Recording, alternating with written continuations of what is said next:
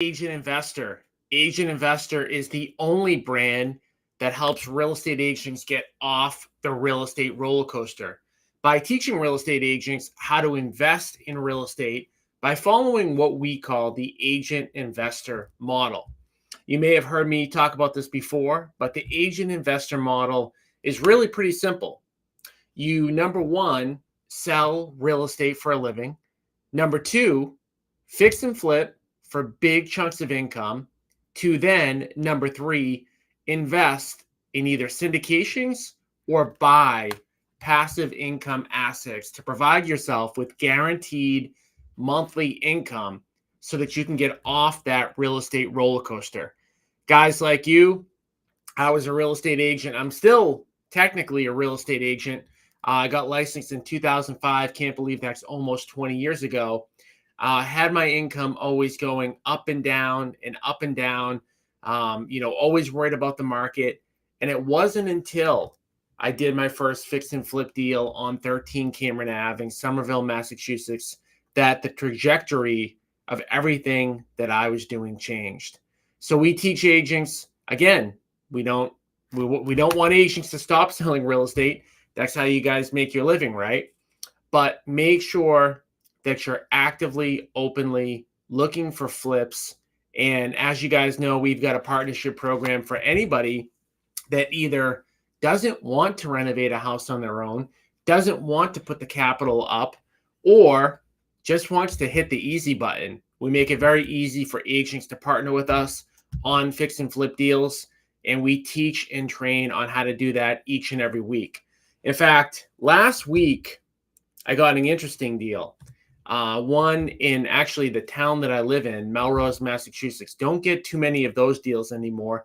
Used to do a pretty good amount of business in that town, but haven't gotten a deal there in probably 4 or 5 years.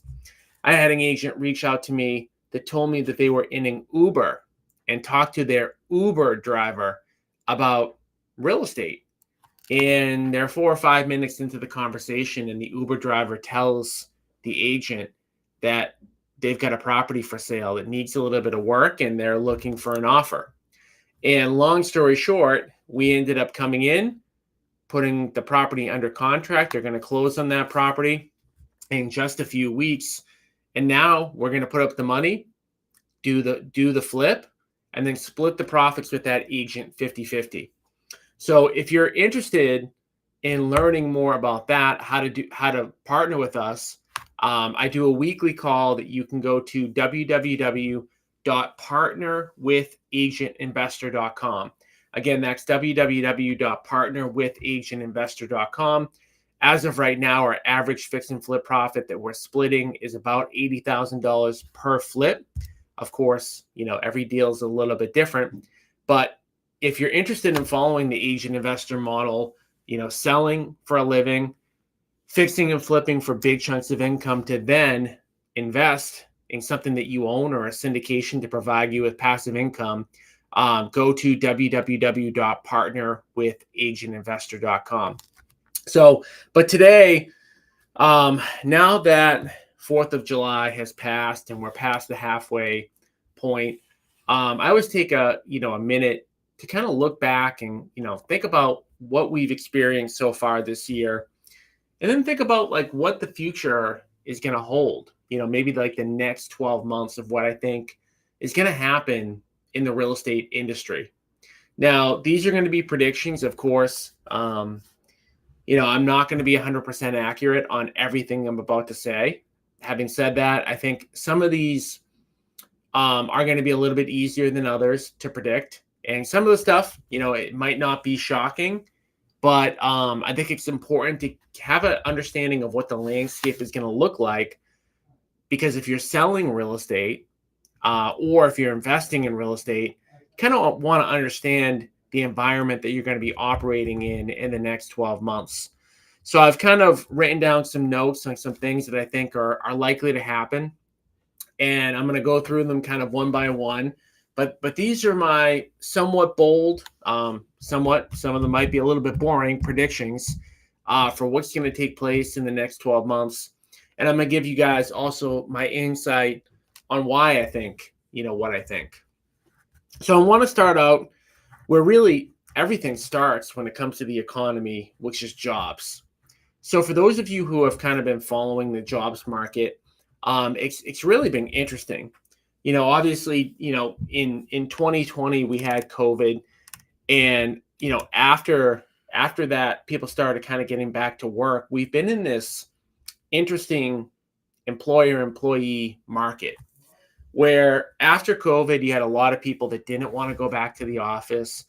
Some people didn't go back to work, and you really had employee labor shortages. I mean, you had employers doing pretty much everything under the sun to try to get employees back working, making environments, doing things that really have never been done before, remote work or partly remote work, or giving all of these benefits, all of these incentives for people, not just money incentives, but creating office environments to try to get people back to work. And over the past few months, I've noticed a big shift there. And I'm talking about friends that I have. I've actually had a friend that was at my house for the Fourth of July, and the Fourth of July this month fell on a Thursday, and they had to leave Thursday night. And I said, "Why are you leaving Thursday night? You've got tomorrow off, right? July 5th, the day after the July 4th." And she said to me, "No, this is the first year really that I've been with my company that we haven't had July 5th off." So I started asking more questions, and her company specifically is getting a lot more strict with their policies. They're getting a lot more aggressive. The benefits that the company has been giving, the loose policies that they've had for their employees have been kind of changing a little bit. And that is going hand in hand with the unemployment rate ticking up a little bit. So I think what you're seeing here, we've had incredibly low unemployment for a long time. And the unemployment rate being, below 5%, it is incredible. It's been under 5% for such a long period of time post COVID. Obviously, it spiked up during COVID, but after that, it went way down and it stayed way down. But it's starting to tick back up. And if you kind of look at a quarter over quarter basis or a month over month basis at the unemployment rate, it's kind of been ticking up a little bit. Why am I talking about the unemployment rate? Because obviously people need jobs in order to buy a property, right? You go to a mortgage broker and you don't have a job, you're going to have a tough time, getting a loan. So I think over the next 12 months, we're going to start to see more and more of that. And when it comes to the unemployment rate and kind of the swinging back and forth of who has the upper hand, the employers or the employees, I think we're starting to see kind of the first leg of that shift. One thing to kind of note about unemployment and recessions in general, besides the fact that they're not completely predictable, is that typically when we hit a recession, unemployment spikes, really quickly. So we've had, tremendously low unemployment for a long time. And I'm not predicting a recession per se, but we are probably getting closer and closer to one every day that kind of goes along.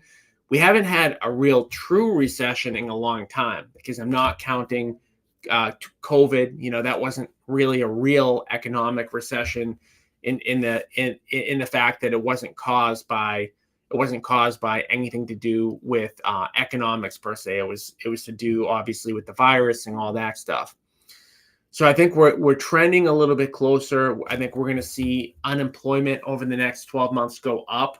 If we hit a recession, it'll obviously go up a lot more. But that's one thing that I'm going to be keeping an eye on, right? If you see unemployment continuing to go up and up and up, then, again, that's going to play, a bigger role there. But in terms of the employers getting a little bit more strict with the employees, why is that happening? Well, it's happening because they don't care as much about whether the employees are going to quit, right? Because labor is coming back. There's more people in the workforce now because people have come back post-COVID. So it's just something to keep an eye on. And I know this is probably the area that not as many people think about when it comes to real estate. And I'm going to get into the stuff, that is more commonly talked about. but I think that's something to kind of keep an eye on in the next 12 months. Um, the second thing, the second and third thing, which is really tied together, is inflation and mortgage rates. And let me even take a step back before I go into inflation and the mortgage rates in general.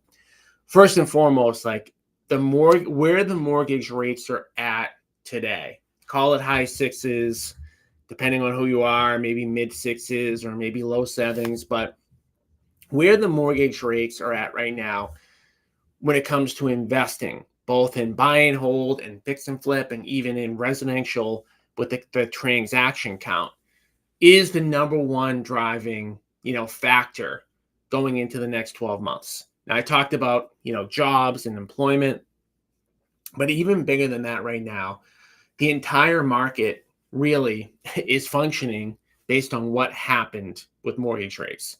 And I know most of you who are listening to this, understand this, but I'm just going to speak on it just for a minute. Since I've been in real estate, I got my license in 2005.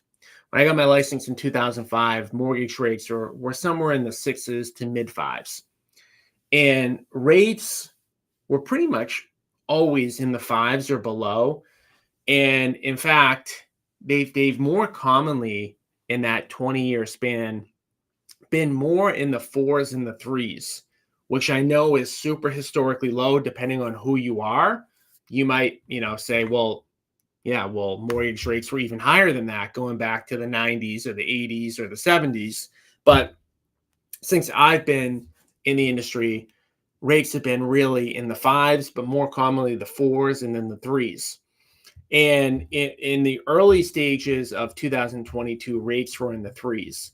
And by the end of 2022, once inflation started to go higher, rates ended up in the sevens, right? So we had this tremendous spike in interest rates. And actually, at least as long as I've been doing this, that has been unprecedented. Yes, there have been periods where interest rates have gone up, but interest rates have never gone up that quickly. So you had unprecedented, interest rate increases. So what did that do? Well, it actually did a whole lot of things that this is why we really need to talk about inflation and mortgage rates going forward in the next 12 months, because what it did was it completely reduced the number of transactions that there are in the market. And I'm talking about just sales, period, because you have so many homeowners right now that are literally locked in. They want to move, they want to sell their house, but they've got a 3 or a 4% interest rate, and they can't afford to sell the property that they live in and then move to a new property where they're going to have a 6 or a 7% interest rate.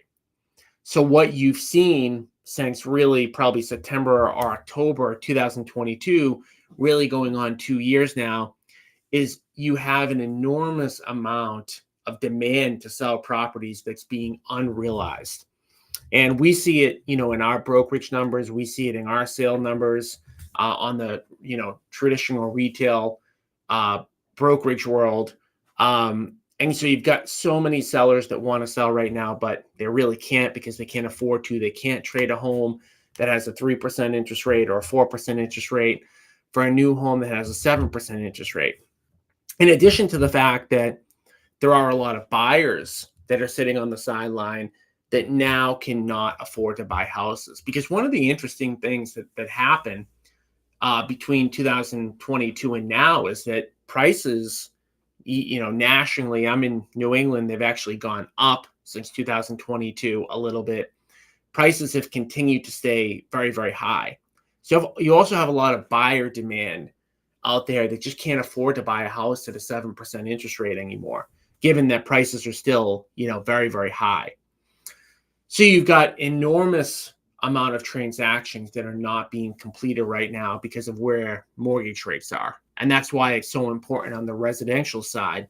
But it also is extremely important on the investment side as well, because it's also impacting the fix and flip business.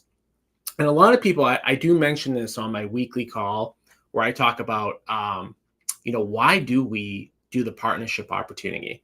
Like, why would we ever put up the money, do the construction, and then split the profits 50-50 with agents?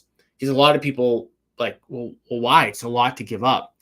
And the answer that I give in my weekly call, and it's the truth, is that just like agents are having trouble, doing sales right now, we're having some trouble getting to the flip numbers that we need, right? Our business operates, and we have employees that function to service doing between 100 and 150 flips per year.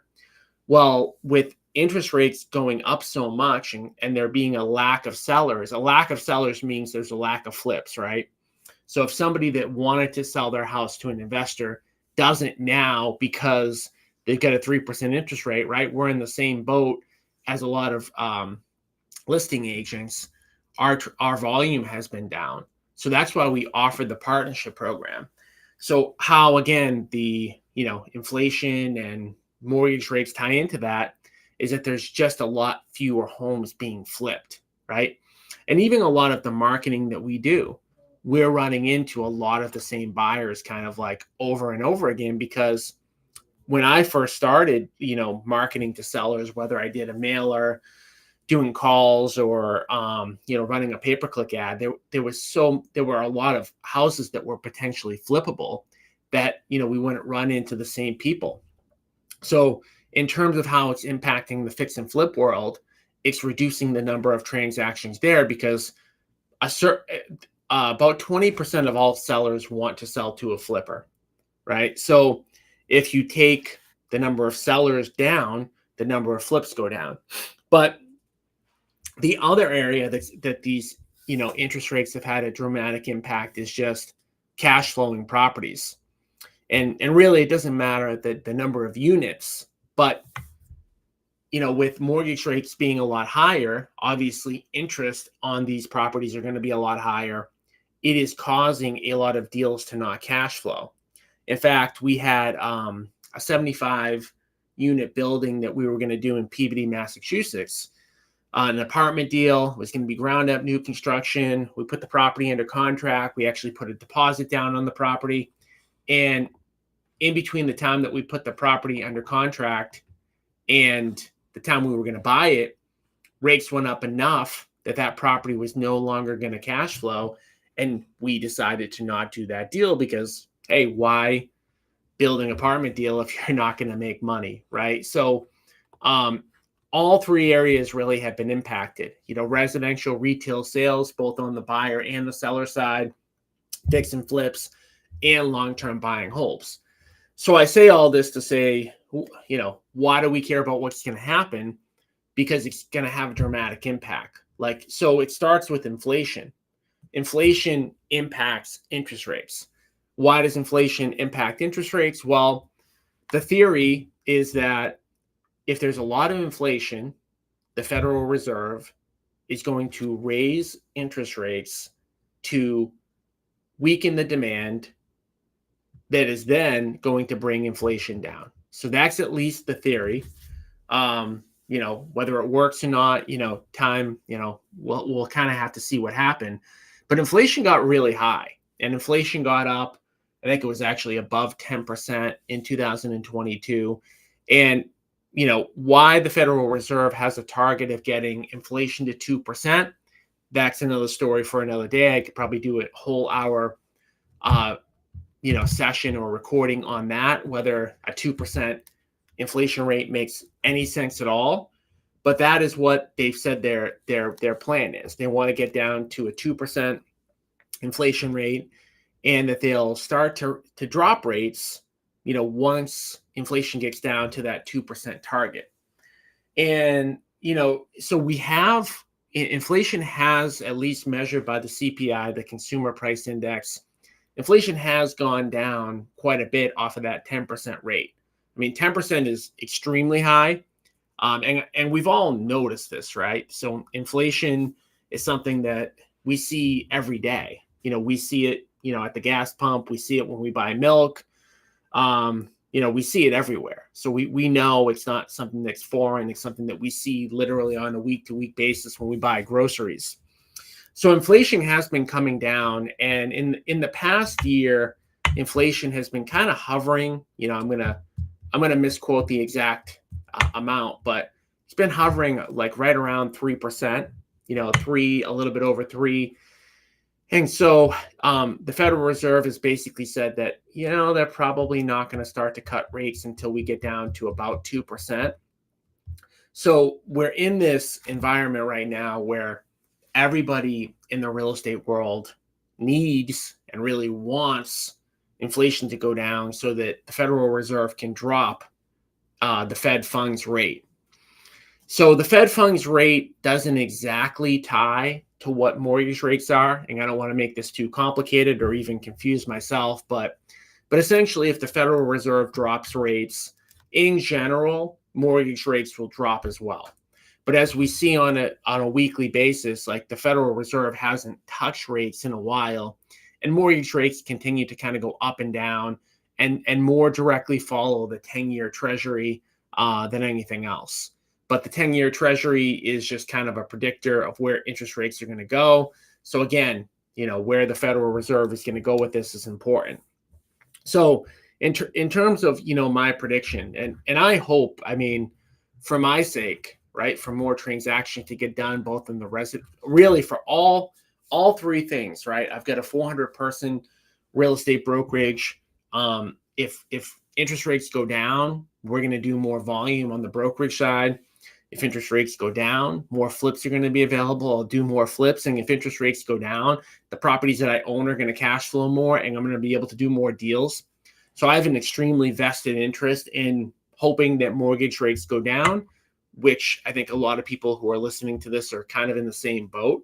But my prediction, unfortunately, is going to be that really in the next 12 months, mortgage rates don't necessarily move enough to create a whole heck of a lot of change. Now, I do think that we're at the point right now where, and this is kind of common belief, this isn't really me saying anything that isn't already out there, but my prediction is over the next 12 months that we are going to see mortgage rates drop. But I don't think they're going to drop enough to have anything substantial or insanely consequential happen.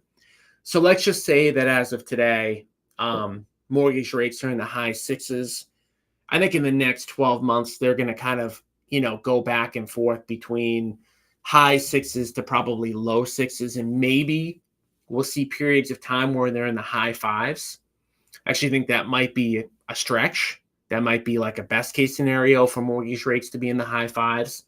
That all goes with saying that, there is a caveat there that if we hit a huge recession, we hit a depression, we hit something, kind of crazy that's unpredictable, the Federal Reserve will be more likely to cut rates at a moment's notice.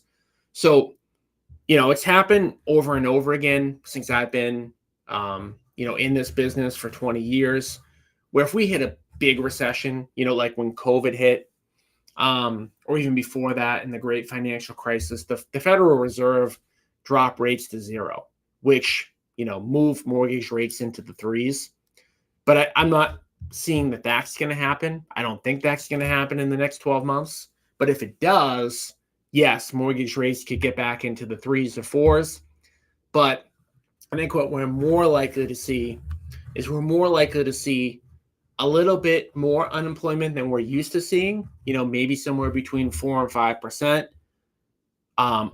Still inflation that's not at 2%, maybe it's somewhere between 2 and 3% over the next 12 months. And I do think that if it's close to 2%, you're going to see a little bit. So the Federal Reserve typically will drop rates. They typically move in quarter point increments. Of course, they have moved in bigger increments than that, but the most likely incremental move, if they do drop, will be a quarter point. Again, outside of a big catastrophic, something that happens in the economy, they may drop a quarter point this year, a half a point this year, which will likely, move mortgage rates into the mid to low 6s. But what they've said kind of the whole time, their whole mantra has been higher for longer. And why higher for longer? Well, back in the 70s, we had a ton of inflation, and the Federal Reserve actually made the mistake of dropping rates too soon, like not holding interest rates high enough for long enough. So, what the Federal Reserve is worried about when it comes to lowering rates right now is making that same mistake again. So, it's why they keep saying, we're going to be higher for longer. So, what does that mean? It means that even when they drop, they're probably going to drop slower, right? Again, outside of a catastrophic economic event, they're more likely to maybe do a quarter point drop and then wait a few months, maybe do another quarter point drop, wait a few months. So if they go on that cadence, which they may or they may not, but that's kind of my prediction, is that maybe they drop rates a whole percentage point over the next 12 to 16 or 18 months. Then again, we'll go from high sixes to high fives in a 12 to 18 month period, right? So again, why is that important? Well, again, going back to like, what's the big deal right now? The big deal is that we have a lot of homeowners that are kind of locked in to these 3% rates. So, yes, will it make it more palatable for somebody to sell their house at a 3% rate and then buy something at a high fives than it would be going from threes to sevens? Yeah. But I still think that that's not going to unlock a ton of inventory, right? It might unlock some inventory for sure. There are going to be some people that have to sell, right? There are people right now that are giving up their 3% interest rate and going with a higher interest rate because they have to. But is it going to compel a lot of people to sell that have 3% interest rates? Probably not, right? So what I see on the residential side is I think we're past the point. I think we've seen the biggest transactional recession that we've seen. And in fact, like our numbers year over year, just on the residential retail side, are up about 20 to 25% right now, year over year. So we're seeing more transactions now. We're seeing more people transacting. I think that if rates go down, into the high fives or the low sixes, you'll see more transactions, but again, not a ton more. So how does that impact the flipping business? Well, if there's more sales, there's going to be more flips. But again, I don't think by a lot. I think there might be more sales and there might be more flips by somewhere in the magnitude of maybe 10 to 20%. Now, again, getting back to these predictions, if mortgage rates gets into the fours, now all bets are off. Now we're going to have more of a transaction wave, right? Even maybe the low fives, but definitely in the fours, we'll see a big transaction wave, which I'm hoping for, right? As I'm saying, all of this stuff, guys, the biggest thing that can move my business right now is lower mortgage rates, right? It'll give me more flips. It'll, make my brokerage do more. It'll help my properties cash flow more. So that biggest driver that's impacting you guys impacts me. So I want that to happen, but I'm not necessarily, gung-ho about it. So we've talked about inflation, mortgage rates, jobs. And the next thing I want to talk about that I already hit on really is transactions. So I really think that low fives, high fours, or somewhere in the fours is kind of the magic number to get transactions up a bit. I'm hopeful that will happen, but I don't think it will happen. So again, why is this important? Well, I talk about the agent investor model so much, right? Sell houses for a living, fix and flip to get big chunks of income, to then invest in passive income in order to get off the real estate roller coaster. Well, how does all this stuff kind of factor in? Well, I've heard and I've seen a lot of people very hopeful, or maybe even thinking that transactions are really going to pick up in the next 12 months. Like 2025 is going to be a lot different. And the whole premise of agent investor is like, the market is going to do what it's going to do. Your residential business is going to do what it's going to do.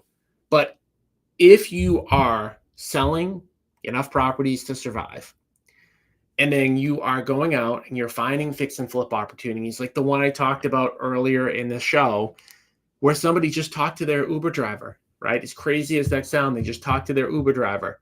They got a fix and flip lead. They gave it to us. We're going to buy it. We're going to renovate it. We're going to resell it.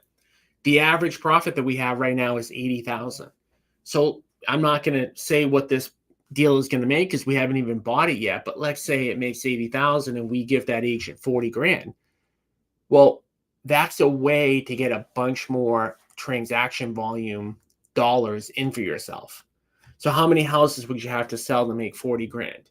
I don't know, probably depending on your market, somewhere between 5 and 10, right? Maybe if you sell high-end properties, maybe a little bit less than 5, but somewhere between 5 and 10 properties, right? So it's just, to me, it's so important to always be on the lookout for these type of deals. And we've done this partnership program so that nobody, I don't care what city and state you're in the United States, if you don't have the capital, if you don't know how to do a flip, all that you need to do is send that deal to us. And again, I talk about how to do that every week on our partnership call. If you haven't jumped on one of those calls and you're, hearing this and you're interested, make sure that you go to www.partnerwithagentinvestor.com. Okay. So some more predictions. So my prediction over the next 12 months is that prices are going to remain relatively flat. And I say relatively flat, and I'm going to say that 2022, 2023, and 2024 have been relatively flat, right? No big, ups or downs. Yeah, depending on your market, maybe you could be a little bit up. I think in Massachusetts, I saw that we're up supposedly 8% year over year. Really depends on the market, really depends on the type of property. But I don't think there's going to be a ton of appreciation. And I don't see really anywhere where we could have significant losses in prices. And I'll tell you why really quickly on that. So what would it take, typically to get lower prices? Well, you've got to have more inventory on the market. But we're in this weird situation where the only way that we're going to get more inventory on the market is by having lower interest rates. If we have lower interest rates, we will get more inventory on the market. But by having lower interest rates, we're going to get more buyer demand. So we're in this kind of interesting, economic situation right now where whether we have kind of good news or bad news, inventory is going to be taken off the market pretty quickly. Right now, inventory is taken off the market really quickly because we have no inventory.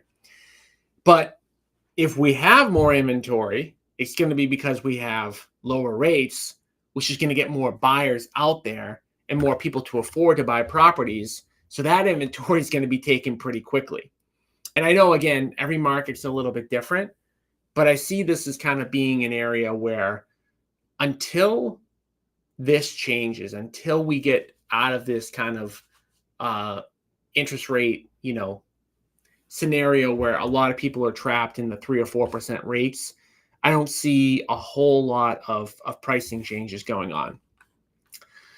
Another prediction that I have, and it's a completely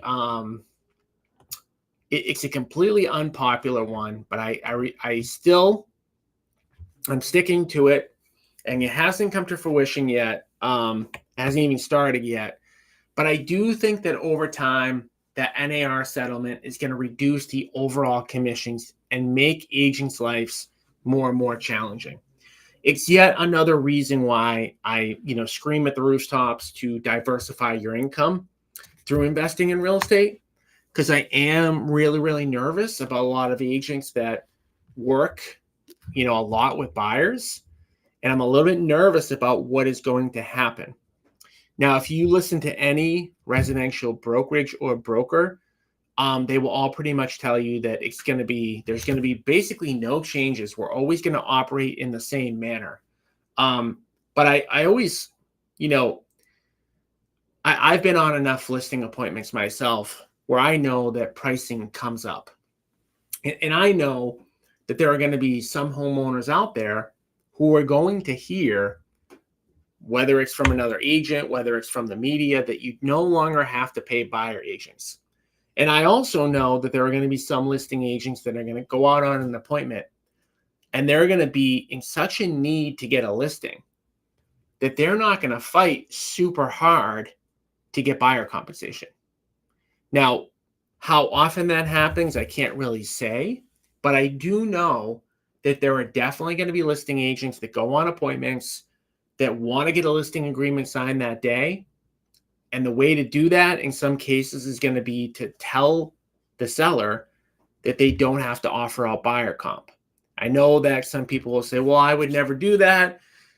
I'm going to explain to them why they need buyer comp. Well, what happens when the next person comes in on an appointment right after you and tells them that they don't need buyer comp?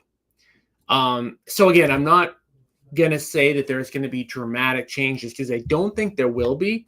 I think for the most part, like buyer comp exists for a reason. Like it exists for a good reason. But I do think that a certain percentage of listings that you're going to see are not going to have buyer comping, are going to be sold without buyer comp.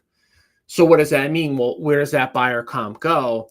That buyer comp just goes to the seller, right? If the seller only has to pay 2 or 3% and the buyer agent doesn't get paid, or there is no buyer agent in that scenario, guess what? That's a piece of the pie that's no longer there. So again, do I think that there's going to be dramatic changes in the next 12 months? No. But I do think that there is going to be less commissions out there to get, right? So again, not a great thing overall for agents. Again, just another reason to diversify your income. Another thing that I predict over the next 12 months is that there are going to be some flippers that lose some money. So we've seen this kind of, in the past few years, and, I compete obviously with different flippers on different properties. And we've been seeing flippers in general push pricing more and more, like be more and more aggressive. And really, I think in a lot of cases, they look at unrealistic sold comps a lot of times. Like they're looking at what the most conceivable that a property could sell for. Not necessarily what the most likely sales price is, but what is the highest sales price I see. And, again, having flipped homes for close to 20 years, that is a very dangerous, thing to do, because in general, properties tend to sell what they're most likely going to sell for, not what the highest absolute sales price could be. But in the past few years, with inventory being so tight, in some cases, people are getting that. And I think this is going to be the year where that no longer happens. And I think we're going to see some fix and flippers that are pushing it, or maybe some newer fix and flippers that don't get it yet or haven't had the experience potentially lose some money. All right. I also think that rents are going to continue to increase, but not by a dramatic amount. So I think that rents are going to continue to increase. And in this prediction, I'm speaking only specifically for New England, right? So every other prediction I've made has been really a national prediction. On the rental side, I'm talking specifically about New England because it's really the only market that I study. But, there just hasn't been a lot of new units added. And we've had a ton of people that have moved into this area. So I think that rents are going to continue to increase, although not, dramatically. And so those are my main things, going into the next 12 months. And again, harken back to really the agent investor model. Anybody who follows the model, sell for a living, fix and flip to get big chunks of income, or partner with us, and then invest those profits into either syndications or into assets that you own, are going to have a much better chance of surviving. Because again, we really don't necessarily always know what's going to happen, right? Some of these predictions, may not come true, or some of them might, or most of them might. I think a lot of them will, frankly, but you really have to look and say, how do I protect myself? How do I protect my family? If I'm selling 15 houses per year and I need to sell 14 per year to pay my bills, how do I make sure I'm getting guaranteed monthly passive income coming in so that even if I only sell 12 houses, I'm going to be okay. I can't tell you how many successful agents I've seen in the last 24 months leave and go get full-time jobs, which, it's not the worst thing in the world. But, I think a lot of those people would say that they prefer to continue to be in the real estate industry full time. And, it's easy for me to say, but had those agents gone out, follow the agent investor model, and during the years where they're having good years, make sure they're on the lookout for fix and flip deals to then invest that capital into long-term buy and holds or syndications. If those agents who maybe were selling 20 houses a year and now are only selling 8 houses a year, if they had $100,000 of passive income coming in each and every month, they probably wouldn't have had to go out and get that job. Again, getting a job isn't the worst thing in the world, but in general, whether you have a job or not, having $5,000 or $10,000 or $15,000 a month of passive income coming in from residential real estate ownership or investing in syndications is something that you're never going to regret. But yet, again, most people don't have the big chunks of income to be able to put down for down payments or the big chunks of income needed to invest in syndications. How do you get it? You typically don't get it by selling more houses, right? If you sold 20 houses last year, you might need to sell 50 in order to have enough extra capital for a down payment. Well, you can still sell 20, find, 1 or 2 or 3 flips and partner with us or even do some of them on your own, and you're going to get those big chunks of income. So again, for those of you interested in learning more about that model, about how to partner with us, about how the partnership program works, make sure that you register and jump on a call at www.partnerwithagentinvestor.com. I've got a goal of partnering with over 100 agents in the next 12 months. We are at about half of that pace right now. So I need to step up my game, and I hope that you step up your game and decide that you want to work with us. We have, at this point, a ton of great testimonials and people that you probably know. You can go to my Facebook page at Tommy Caffarella, Tommy Caffarella, and you can just scroll down and kind of see who we're partnering with, where the deals are. And I would encourage you to follow me on Facebook. Like, if you like my content, my video, my audio content, follow me on Facebook, because I put a lot of stuff on there on a daily and weekly basis that I obviously don't have time to put into, all of my shows. But again, guys, in terms of predictions, I hope everybody does have a great next 12 months. I do think that no matter what, somebody that's following the agent investor model has a much larger chance of success. And who knows, maybe some of the stuff that I talked about will be better, right? I posted some of these predictions on my Facebook page, and an agent typed underneath, this is such a negative outlook. We need more positivity. And I thought it was an interesting comment, because I don't really look at the predictions that I gave and that I just talked about as being negative in any way. I think they're just realistic, right? And I don't think that simply by having a positive attitude, you're going to get great results. I do think having a positive attitude is a great thing, but you need to have a positive attitude and a great plan. Having a positive attitude alone is it's factually not enough, right? So again, I hope that everybody has a great year. I hope that maybe some of the predictions that maybe sounded negative are wrong. But I think no matter what, you want to put yourself in a position to succeed, and put yourself in a position where you don't need everything to go right to have a great year, right? Have an insurance plan. I mean, I guess maybe when we talk about the agent investor model, more than anything else, it's an insurance plan that's going to allow you to continue to sell real estate and grow your net worth regardless of what happens in the market. So I want to thank everybody for jumping on. We'll be back next week. I hope everyone had a great 4th of July and is looking forward to the rest of the year. All right, thanks guys. I appreciate you jumping on, watching, listening.